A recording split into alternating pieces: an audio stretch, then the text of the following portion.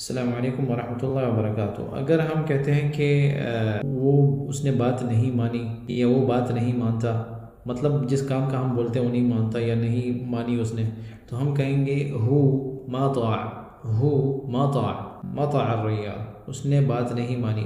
جو آدمی ہے یا جو دوست ہے جو بھی ہے وہ نہیں مانتا، ما یطیع، وہ نہیں مانتا، مطلب وہ اس چیز کے لیے ایگری نہیں ہے، اس پہ ایگری نہیں کرتا، جیسے انگلش میں کہتے ہیں ما طاع، اس نے بات نہیں مانی، ما یطیع، نہیں مانتا، ما بیطیع، وہ نہیں مانے گا، ما یطیع، آ بیطیع، ٹھیک ہے، ما طاع وغیرہ اس طرح کے جملے بولتے ہیں عربی میں۔ ما طاع، طاع عین سے ہے، حا سے نہیں۔ اگر ہم کہتے ہیں کہ ما طاع، ما طاع، ما بیطیع، طاع کو اردو میں ہم کہتے ہیں کہ گر گیا یا کوئی چیز گر گئی۔ ایک بھائی نے پوچھا تھا کہ گرنے کو کیا کہتے ہیں؟ گرنے کو کہتے ہیں طاح یطیح، طاح کوئی چیز گر گئی